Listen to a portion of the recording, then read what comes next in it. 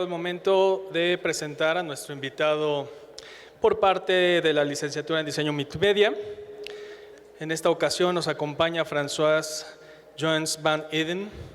François actualmente ocupa el cargo de instructor senior de modelado y superficie en la Vancouver Film School.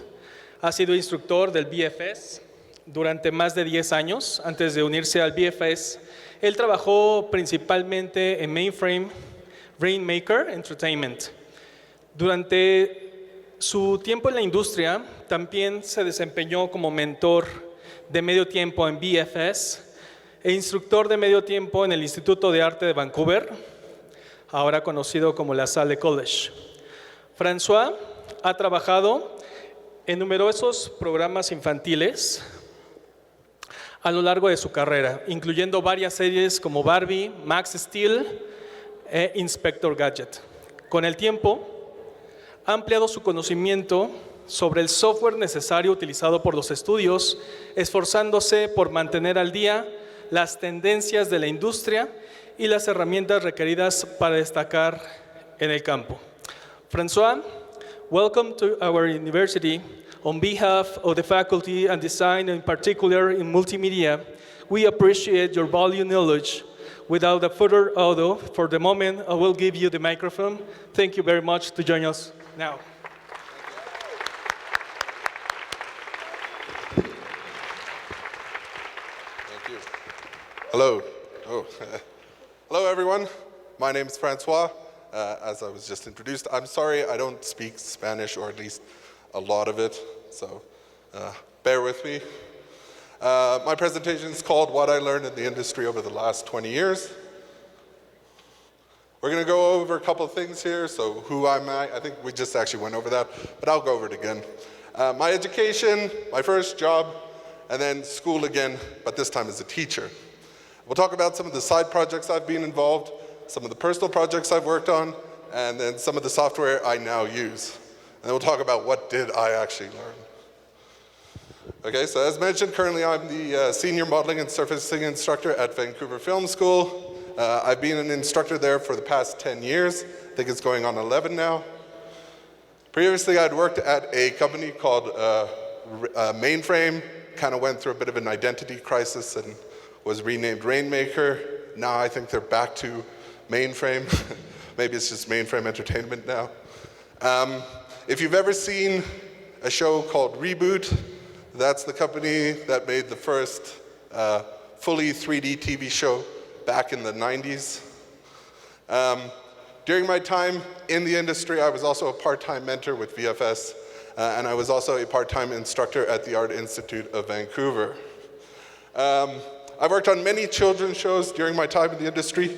We'll go over that a little bit later. And over the years, I've had to expand my knowledge of the different software as it has evolved, and the different pipelines and the tools used in industry. Currently, being a teacher doesn't really give me a lot of opportunity to actually work on stuff, so I find that I kind of branch out on my own time to work on side projects that range from fan films to commercial projects. I recently won a Leo Award for some visual effects work that I helped work on a Star Wars fan series, and you'll see that a little bit later. I'm going to actually have a seat here. So, as you can see here, in 2002, right after I graduated high school, I decided to go back into post-secondary full-time. It was a lot of work. It was a 2-year program. During that time as well, I was working a full-time job, so I really had no time outside of school and work to do anything else. So I was very, very committed, and my family and friends didn't really see me for 2 years. Right after I finished school, I got myself into the industry. My first job, one company, there you can see 3 rebrandings. That's the Mainframe Rainmaker Entertainment. Over the course of about 9-10 years, I worked on dozens of different projects. And while I was there, I was a part-time VFS mentor. So mentors are people that come in the evening and help students as they develop their projects, kind of bring that industry experience to the school to help them kind of tailor their work to what is expected within the industry. I left that position to become a part-time instructor at the Art Institute of Vancouver. Art Institute of Vancouver doesn't really exist anymore. It's now called LaSalle. Before that, it was called the Center for Digital Imaging and Sound. So if you look up Art Institute of Vancouver, you're not going to find it. And then at the the beginning of 2013, I left my position at Mainframe, where I was doing modeling and surfacing, and I became a full-time instructor at VFS. I became one of the entry-level modeling and surfacing instructors, where we used to teach, well, I was teaching term 1 through 3, very introductory, basic stuff, get everyone up to speed about the basics of everything. And then maybe about 4 years ago, I became the senior instructor, working on the back end mainly, so term 3, 4, 5, and 6, helping people put together their final projects, their final show reels, and get things ready, kind of help them understand what is going to really help them in the future, what people want to see, what's a good idea, what's not, really using my experience to help them make the best choices possible. While doing that, I tend to do a lot of part-time work on the side. I can't have a lot of free time. I tend to go a little crazy, so I always put myself in a position where I tend to work way more than I should. So I'm also, or I was at least, a part-time instructor at Langara. It's a college in Vancouver, where I was teaching ZBrush part-time, and then I'm currently also a part-time instructor at the BC Institute of Technology, where once again I kind of do the same thing, help students with their portfolio development and help them make the right decisions. So my education. Went to school to be a classical animator. Not really, I didn't really end up where I thought when I first went to school. I was really into classical animation. Kind of right out of school, I was like, I don't know what I want to do. Let's go try some classical animation. I was always into animation. While I was there, I learned about 3D modeling, and it just kind of clicked with me.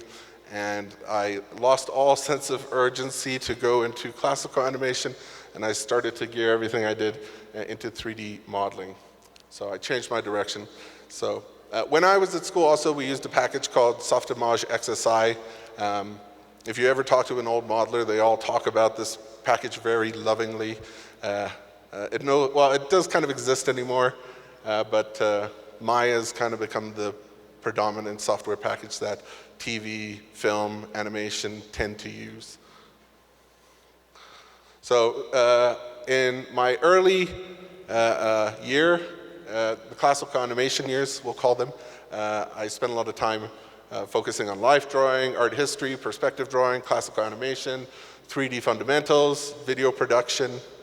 And then once I finished that was a kind of like an introductory certificate that was required before I moved into which would be called a classical animations masters, but I kind of shifted gear and went into the 3D animation masters, where we learned programs like Softimage, Maya.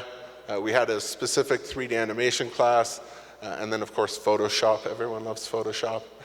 And then we focused on things like video editing as well, and life drawing. So that took me from 2002 through 2004. My first job, as I mentioned, Mainframe, Rainmaker, kind of went through a bit of an identity crisis over the years. Has changed hands between different companies, but kind of still stays in the exact same place it's always been. Generally the same people, it's just rebranding over the years. We were initially Mainframe Entertainment, got bought out by a visual effects company called Rainmaker. Rainmaker, I believe, eventually ditched the visual effects department and just went all classical animation. And then we kind of transitioned to Mainframe Studios. I forget what the company's called now that owns it. A division of Wow Media, that's what it's called. So that happened after I left.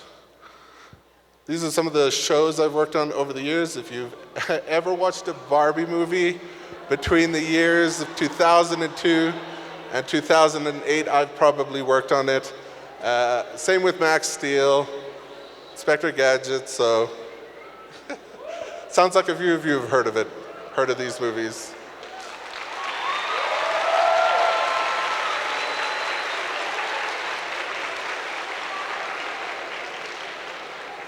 Probably the biggest project I worked on, which is funny, was Escape from Planet Earth, but it had some production issues, so we went through a couple iterations where they kind of rewrote the script, redid some of the assets, so it was a bit of an interesting production, but that's it. And then some video game trailers.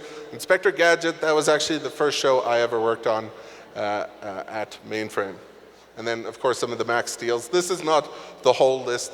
It was hard for me to remember all the shows I've worked on, because sometimes in each year I might work on 2 or 3 different shows, so there's dozens of them, I'm sure. These are some of the ones I could remember. So here's my old demo reel from my time there.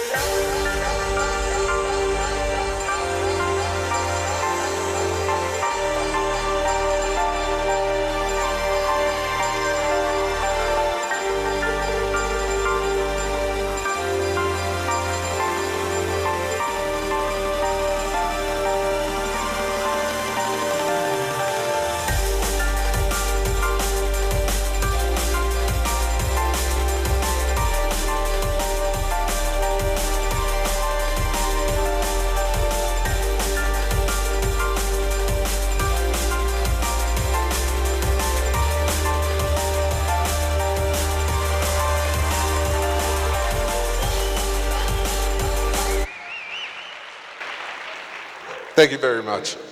So, yeah, that's really, really old. I was able to actually find that on my old YouTube channel. So that was, I think I put that up right when YouTube first came around, so the quality ain't great. A lot of that work is like 15 years old, so it sounds like a lot of you listened or watched that when you guys were kids, perhaps. So all those cats and dogs, I was responsible for building all of them and putting the hair on all of them. So anyway, so school, again, this time as a teacher. So became a full-time instructor at the Vancouver Film School in Vancouver, of course. I never really thought I would be a teacher, to be honest. We'll kind of come back to that in a bit here. But this is kind of the breakdown of what I was teaching while I was there. This includes the whole 10 years. So when I was in term 1, I was teaching modeling 1, surfacing 1. So modeling is, if you're not familiar, building things in 3D, and then surfacing is essentially making them look like metal or like glass, making them look old or new, so on and so forth. So term 1, very much introductory. Term 2, we start to introduce more complicated tools and techniques. And then surfacing 3. Surfacing 3 these days is really a substance painter class where we learn how to use this new tool that's very prominent in the industry. And then the back end here, you can see term 4, 5, and 6, it's advanced classes, so we really dive into more complicated tools. Things like XGen. XGen is like the hair program to create hair. Cloth simulation, kind of advanced skin shading, all these really important tools that'll make your stuff look way better. And then, of course, we have these final project developments. These classes take up most of my time. It's 3 times a week for 3 hours with about sometimes between 30 to 50 students, depending on how many there are in a class. They tend to love modeling. So I'll have to spend Monday, Wednesday, Friday morning with them to kind of review their work, give them advice. They'll tell me what they're working on, and I'll tell them, you know, that's not a great idea, or that's a great idea. Let me know how it goes. If they have any issues, any problems, I'm there to help them solve those problems. You'll see term 6 is just final project development. That's them kind of wrapping things up, getting ready to put it out to the world. So primary modeling tools, or I guess I should say modeling and surfacing tools. Maya at this point is still industry standard. Really, it's a bit of a love-hate relationship with Maya. It's so popular that, you know, I would say about 80% of the studios in Vancouver use it. So if you want to kind of get anywhere, knowing Maya is really important. Photoshop's been around forever. It's one of those things that not a lot of people come to school knowing some Photoshop. They don't expect to use Photoshop, but Photoshop always pops its head up, and you're always going to have to find yourself working in Photoshop at some point. You can see there's Substance Painter. That's a tool used for painting on 3D models. It's very robust. We used to have to do it in Photoshop, and we have programs like Substance Painter. There is a competitor called Mari. Mari tends to be a lot more complicated, very hard for students to get on board with. So with Substance Painter, it's a lot easier to kind of get going with it and get some really great results right out of the gate. ZBrush sculpting package. I'm actually here to run a couple workshops in ZBrush over the next couple days. It's a sculpting tool. Can be very complicated, but once you get it, it's really, really cool. Super useful to use. Redshift is a third-party package for rendering images. So it'll take all your lighting and your modeling and your surfacing and spit out a picture for you. If you've used Keyshot, it's like a tool integrated into Maya for that. Redshift is unique because it was the first GPU, so graphics card-based render that came around. It used to take us somewhere between like 20 to 40 minutes to render an image, a single image in the old package called Mental Ray. We can spit out an image in 30 seconds now, and much more complicated ones will take up to 20 minutes, but the equivalent would take hours. So a lot more programs have come on board, like Unreal today is the big one. People are running a lot of visual effects and film in Unreal. And then Marvelous Designer. Have you guys heard of Marvelous Designer? How about Clo? Clo?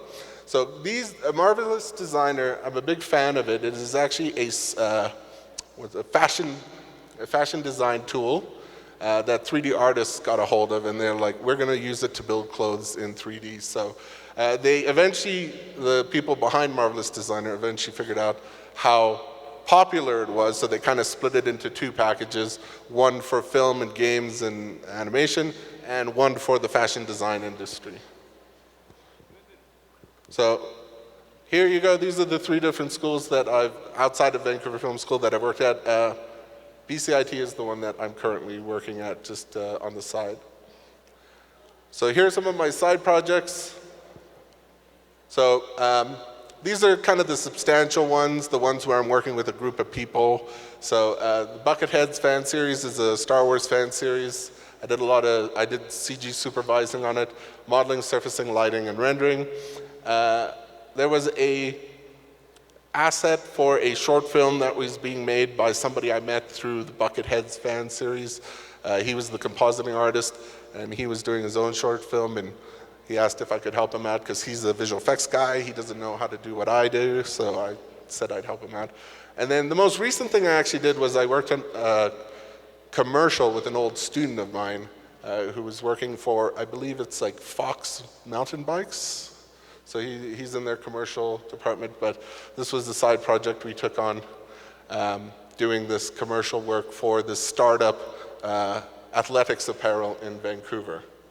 So Bucketheads, funny enough about this is I was helping out a friend who had signed up for this. He knew one of the visual effects supervisors, and he wasn't able to do the work, so he asked if I could help out. That was like 4 years ago, and I'm still working on it. It's a big project. We've been releasing things in little bits here. I'm going to show you guys it's 12 minutes long, but I'm only going to show you the first minute because that's where the majority of my work went into. And we actually won a Leo. So Leo is like a film award ceremony in BC. We won an award for visual effects for this opening sequence here. So I'll play it here, but I won't play the whole thing.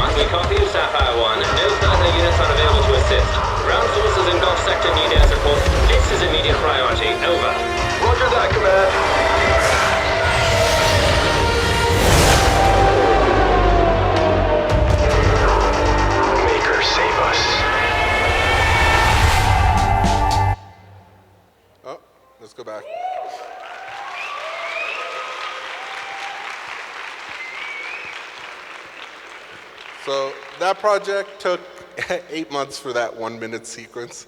There was only, well, there's a massive crew working on that. There's the live action, then there's the visual effects side of things. I'm really only engaged in the visual effects side of things. The supervisor will usually go into, or the visual effects supervisor will usually be on site for any live action kind of visual effects, but that was all just on the computer. That was 4 people. There was me, an animator, a compositing artist, and an effects artist. So all the explosions were the effects artist. The compositor took all the images we produced and made them look all pretty. And then the animator, of course, animated that crazy sequence. So yeah, 8 months of my life during the beginning of COVID, so it gave me something to do during that time. So yeah, that was a big project I worked on. To be honest, I'm not even that big a Star Wars fan. I don't know how I found myself here. Let's keep going here. So this is that side project. So the compositing artist from that last sequence you saw there, he's the person that was starting this short. Now, I think they're still working on it, so I don't have any video to share with it, but I do have this. Just a couple images of one of the primary assets. So this was actually modeled in Blender and handed to me to texture in Substance Painter. So this is all done in Substance. This is meant to go into Unreal as a hero prop for the character to interact with. It's a central story piece. So we had to make it look nice, make it look old and used, and I hope I did a pretty good job about that. And then this is the most recent project I worked on. As I mentioned, it was an old student of mine. He was big into industrial design and like design, and he was actually, I think when he was my student, he was older than me. But he had gone back to school to learn how to do 3D animation, and he approached me last year, it's like last year, to work on this project together, a local company, and honestly, I had no idea how to approach it. Like a lot of the things I do, when I jump into something, I'm like, yeah, you know what, I don't really know how to do this. Let's do it. Let's figure it out. So it was really my first introduction into how to work in commercial space, which was way different than what I've ever done before. It was crazy, I'll just say that. It was an 8-week turnover. And it was just the two of us. He was the art director and I did everything else. So here's some close-up images of what we pulled together. It's a 20-second commercial for this company. Here it is.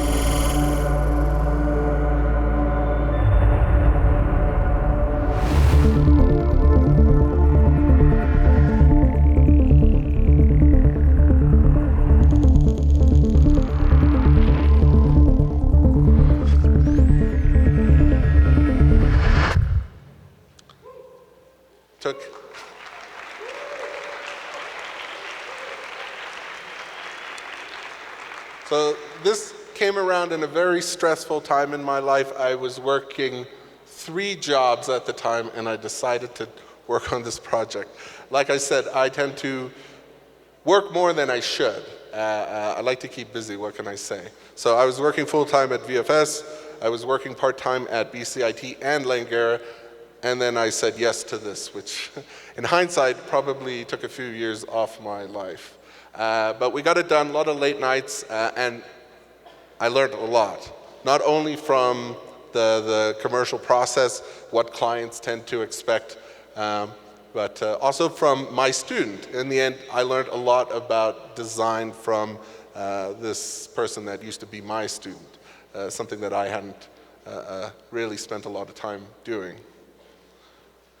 We just got some personal projects here. Like I mentioned, I don't really get a lot of time to work on my own stuff, so every once in a while I feel inspired and I tend to try to do little side projects.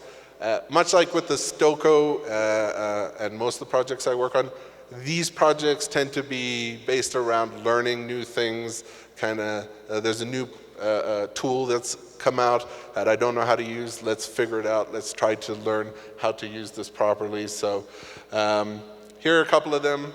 So each one of them, this top one here, this one top left with the guns, that was a hard surface exercise to kind of show students how best to really build these things without making it overly complicated. The one to the middle, that was really inspired by COVID, to be honest. And then my character to the right, there's me in the bottom left. I had my head scanned by a studio in our basement. They do a lot of work for like video games, like motion capture, and we get to take advantage of their space every once in a while. So I had them scan my head, and then I had to do all the work to make it usable. And then this bike over here, this was my first attempt at using Substance Painter, so it's where I learned how to use Substance Painter and kind of figured it out along the way. So this is probably the last 8 years, maybe 7, all the little projects that I've been able to complete. I've got a lot of incomplete ones that I thought I'd share. Software, let's go take a look. So as I mentioned before, some of the primary software I tend to use. Maya, big one. As I mentioned, love-hate relationship. Photoshop, Premiere for editing, so on and so forth. Substance Painter, ZBrush, Redshift, and Marvelous Designer. When I first went to school, it was easy. There were 2 programs you needed to know, Maya and Photoshop. Over the last 20 years, the amount of software you've had to learn has expanded. There's a lot of specialized tools like ZBrush and Marvelous. These tools without Maya are well, ZBrush maybe not, but Marvelous Designer, we usually use it as a tool to make things in Maya look better. So these are some of the other software packages that I'm kind of working around here.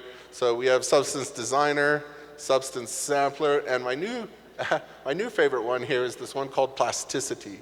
It's almost like an AutoCAD software that's more geared towards 3D artists. So I had a lot of fun playing around with that. And then of course Unreal, Blender's always on my list here, and then DaVinci Resolve. So I kind of like the idea of these free softwares and what they could do. They're very powerful, but as an industry tool, I'm always kind of encouraged to focus on what companies are going to be expecting to see. Until Blender becomes a mainstay, it's going to have to stick around here for me. So what did I learn? So as a student, Of course, the classic, we learned about the software and the industry tools. Hard work pays off. I spent a lot of time, as I mentioned, working while I went to school, didn't really see my family. I worked a part-time job at night on the weekends, so it was 10 hours a night. So I'd spend Friday, Saturday, Sunday working the graveyard shift, and then right on Monday after I finished my job, I would go right to school. So, but it paid off in the long run. This one's really important. My fellow students were a valuable resource for learning. As much as my teachers knew, and this is the same case today, even with me being a teacher now, is, we can only retain so much. So what I found was asking my fellow students a lot of questions. They would ask me, I would ask them. We'd kind of help each other out. And I really learned a lot from asking questions of my fellow students while we were working together in the classroom on our own projects. There's a bit of a community that develops around each class. You get to know each other, you build these relationships, and you tend to help each other out. Of course, you're going to run into some of those people that don't want to help you out. As long as you're not constantly just trying to kind of get them to do the work for you, I think it'll be okay, as long as it's a give and take relationship. And as I say here, ask questions not only of your fellow students, but of your teacher. We get a lot of students that I like to say suffer in silence sometimes. They're afraid to ask questions. My job is to help you, right? So one of the things I feel like I could have done better as a student was, if something wasn't clear to me, to ask more questions until it became clear. It's okay to make mistakes. Mistakes is how we learn, okay? I think every time I make a mistake, I learn a valuable lesson. I learned that that's not the right way to do it. Let's try something new, okay?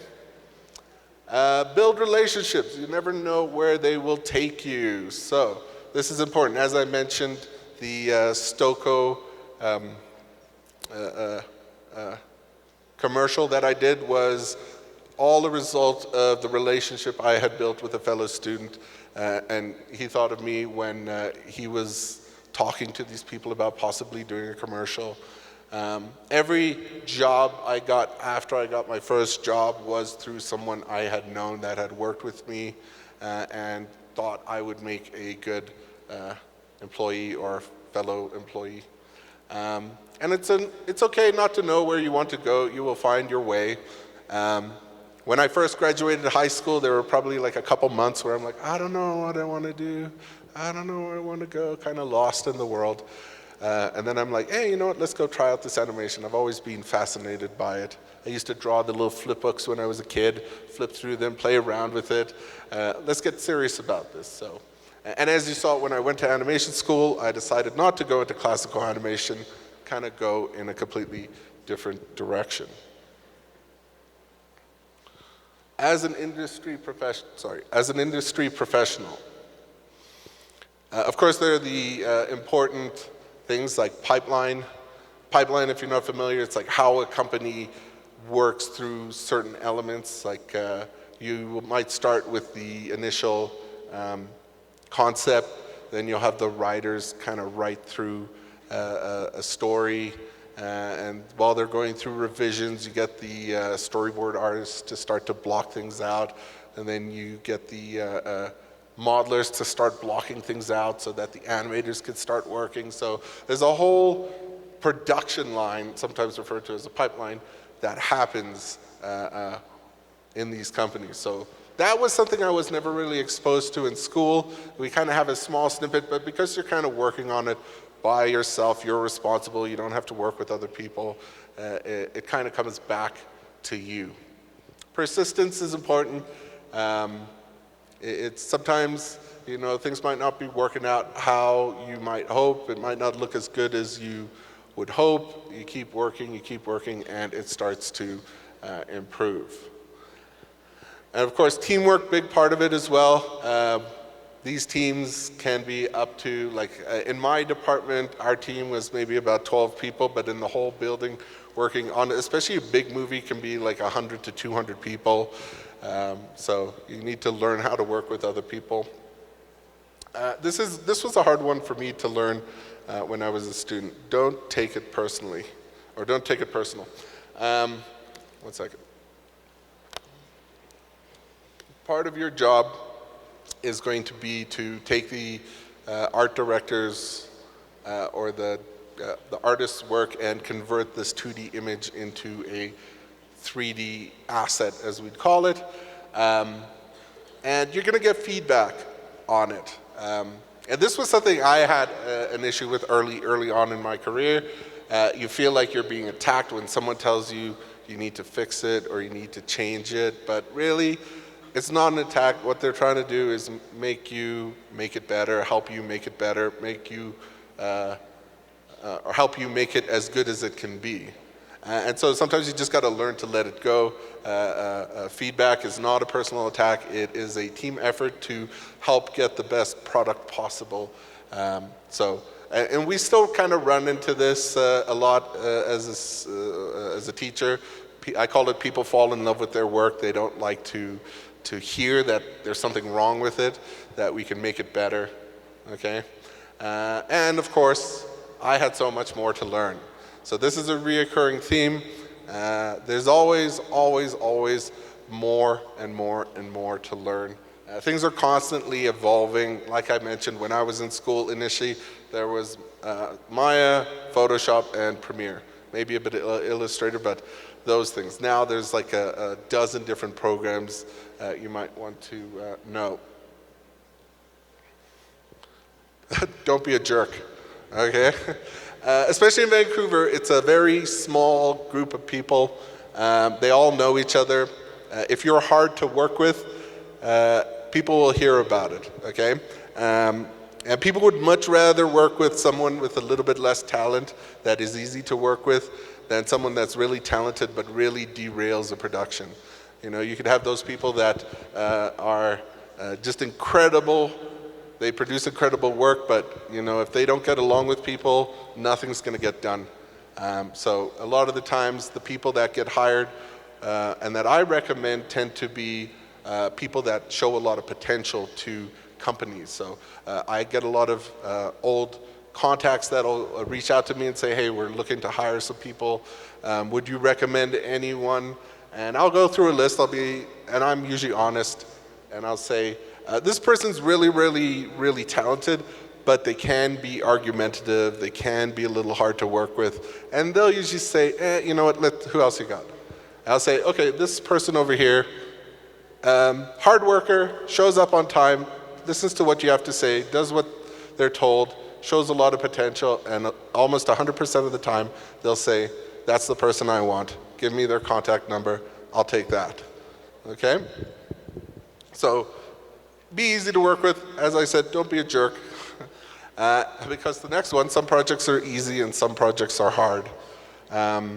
What you're gonna find is that some productions run really, really smoothly, things are done really, really well, and some just don't gel as well together, and then you start to question if you're doing something wrong. It's just the nature of the chemistry of everyone involved. There's a lot of parties. We got the people funding the projects, the external art departments and the external art directors, the internal producers, the internal art people. So there's a lot of moving parts, and sometimes things go really, really well, and sometimes things don't go as well as you'd like. Just hang in there. This next one, it's very true. You're not always going to like or get along with some of the coworkers. Just be professional, okay? This kind of comes back to don't be a jerk, okay? We're working in a professional environment. You don't want to act unprofessional, because then you're gonna maybe look like the jerk. You know, just learn to work through those things. Build relationships. You never know where they will take you. As I've mentioned a couple times, the Stoco project was through an old student. The firmware project was through the Bucketheads project that I did. So the firmware lead was the visual effects artist on the Bucketheads. And the Bucketheads I got through a friend who I went to film school with, who was working with the visual effects lead. my first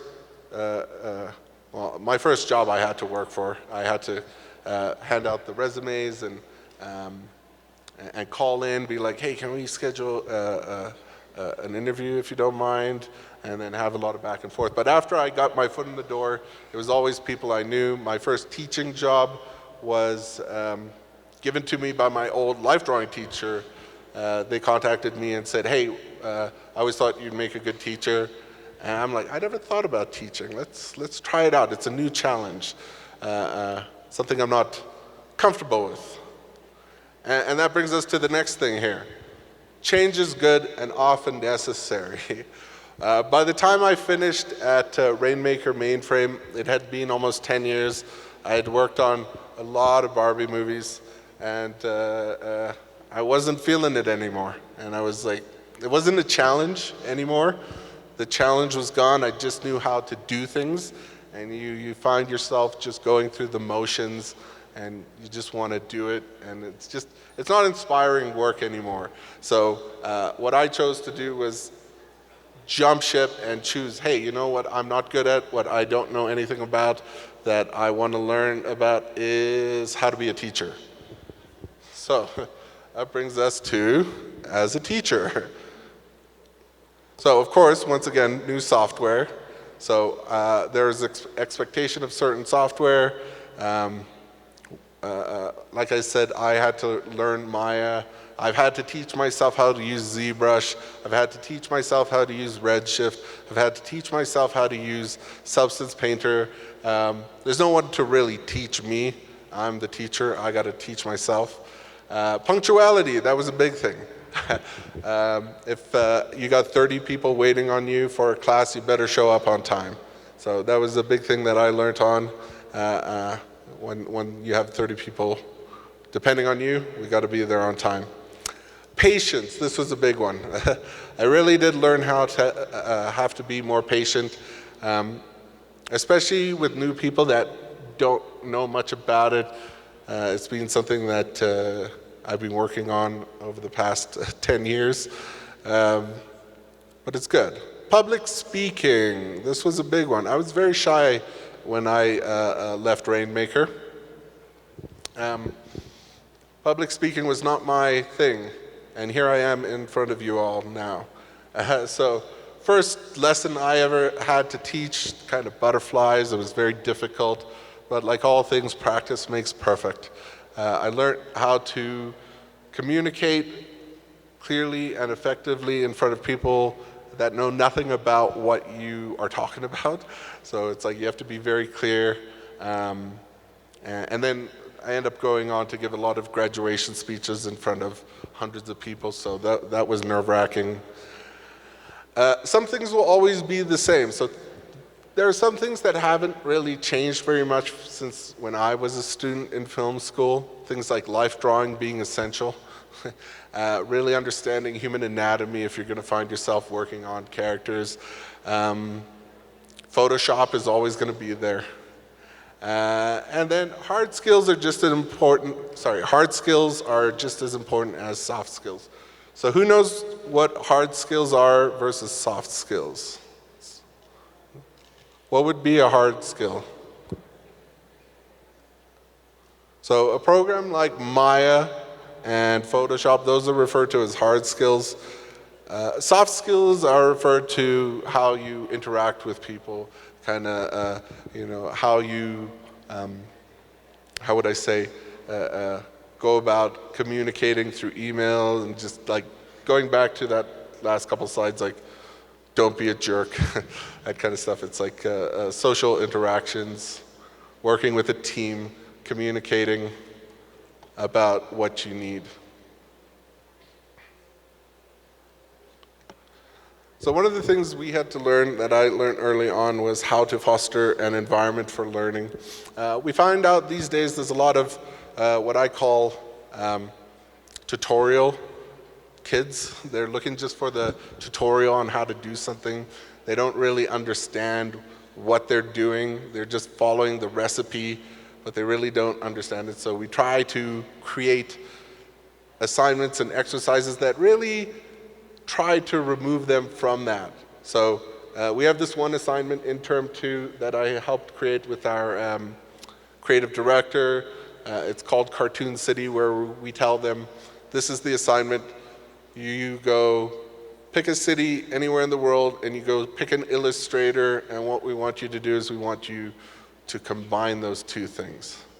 And it can be frustrating for students a lot of the times because they'll ask you a question about what you think, and we won't give them the answer because we want them to find the answer themselves. So if they have a technical question like this tool's not working, yeah, not a problem. But we want you to learn the process an industry professional would engage in through trial and error of trying a bunch of different things without having us hovering over your shoulder telling you what exactly you need to do. You need to learn how to figure it out on your own. So that kind of brings us to the next one. We don't always know the answer to the question. This is a big one. A lot of the times, an answer can be incredibly subjective. You know, one answer doesn't always work for everything. It really depends. And I think that answer drives people crazy sometimes because they just want the answer and it's not that easy. And then, of course, answering the question is not always the best option. I find a lot of the times students know the answer to the questions they have. They just lack the confidence in the fact that they know the answer and they want someone to tell them. So what I tend to do a lot is I'll kind of guide them through the process by asking them a bunch of questions to help them find the answer for themselves. And very often there is no clear answer to a question. So that's the same thing as things being subjective. You know, a lot of the times we have to explore and do a little bit of trial and error to find the right answer, especially in the work we do. And of course, I still had so much more to learn. There's so much learning to be done. So as an artist,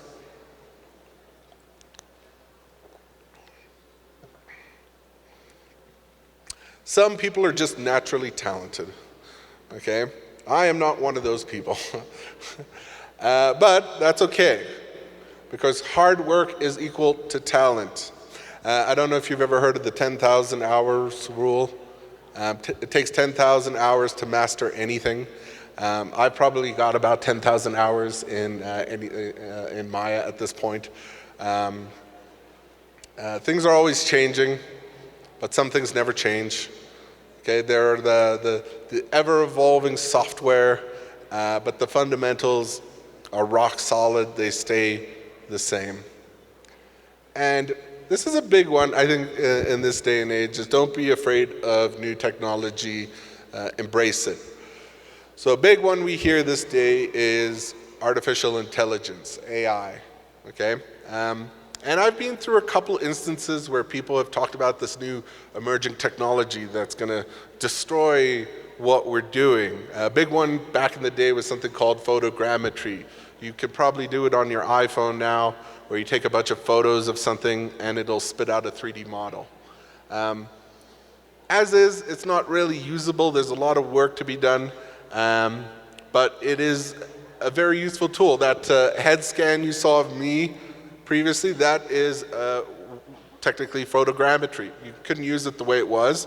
I had to do a lot of work to get it to work properly. And same with AI. AI is really nothing without the work that we do currently, the creative work that we put out at this point. It can't really exist without what we do.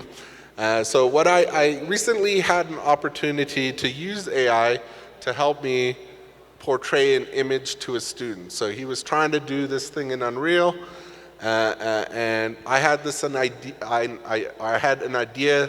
I was trying to communicate to him verbally, and it just wasn't coming through correctly. So what I did was I went onto one of the AI generators and I generated an image of what I was trying to communicate to him, and I sent him the picture, and he was like, "Oh, I see exactly what you're saying now." So this is a perfect example of embracing the technology to help you do what you need to do better, all right? And I'm going to leave you guys with the final quote here from a Russian author named Isaac Asimov. Self-education is I firmly believe, the only kind of education there is. The only function of a school is to make self-education easier. Failing that, it does nothing. So for me, I'm all about learning. It's been the last, at least a quarter of my life has been about education, constantly learning. If you're not learning how to learn, you're not doing it right. Let's say that. And I think that's it.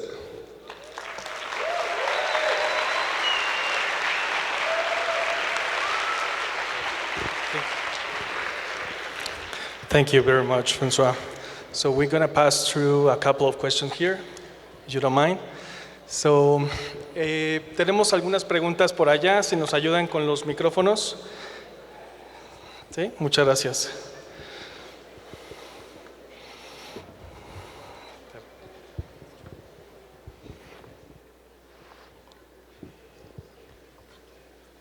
Who's got the question? Someone? Hi, how are you? I'm good. Fine. Well, as you may know, here in Mexico, we are still considered to be like in baby steps regarding the whole 3D industry. Yeah. But my question is, regarding this, that we're still considered to be in baby steps, what should we do as students? Should we like move towards the industry, and where is it going? Like, for example, to the US, or maybe to Canada, to Vancouver Film School, for example? Or should we like, well, after finishing school, college, should we like open new way here in Mexico and be pioneers here, like to open everything? So I think that's a good question. For me, I think really, it's always, like I find a lot of people tend to want to get a bit more experience in the industry. Like school really is the first step in a long journey. Like I always like to think like school is just teaching people how to be employable, right? I learned so much in the first 6 months on the job than I did at school. So I think kind of getting into industry at first for a little bit to kind of really get your teeth into it is really, really important to understand things at a much better level. There's nothing like being kind of thrown in and learning how to swim for developing that experience. And then I think it would be great to come back and develop the industry, because I think there's a lot of promising opportunity. Like at VFS, we get a lot of Mexican students, and they're all super talented, and they produce some really, really great work. And I think the big issue always is like the work permits are always the bane of everyone's existence. But there's a lot of people that tend to be able to get those permits. But yeah, I think getting a bit of actual industry experience is useful. Some people can do it without it. Like we get a lot of independent filmmakers that just want to go crazy and experiment with stuff. So the thing I've learned over the years with being well, just over the 20 years, like I initially learned on a program called Soft Image that was just kind of foreshadowed and kind of consumed by Maya. The fundamentals are all the same, right? Like I see Blender, I see a lot of the same stuff that Maya does. It's just finding where the buttons are. So a lot of the times early on, especially with modeling, it's super flexible. Like you can model in one program, bring it over to Blender, do a bunch of stuff in Blender, take it back over, send it to ZBrush, all these other programs. And you know, there's this flexibility, there's this foundational information that's consistent across, like, let's say polygonal modeling. When you deal with like, let's say, what's it called, like plasticity, you're dealing with like, what's it called, like SketchUp, like the AutoCAD or like Rhino, stuff like that. It's a little bit different, but a lot of that stuff can be converted. They're very friendly. Once you start getting into animation, it becomes a little bit more narrow and locked down and becomes a little bit less flexible. So we're lucky as modelers, or at least I am, that we have that flexibility. Okay, so you do think we have opportunity here to open way for the industry here in Mexico? I think there's a lot of talent here that, you know, is just like organizing that talent is the big one, right? So, and I think since you mentioned it's such a young industry here, that it's just going to take time for those people to get that experience and to kind of come back and say, I want to do something in Mexico, and we've got this talent. I've got the experience to lead a bunch of people now to create something interesting and unique. All right? Thank you. You're welcome.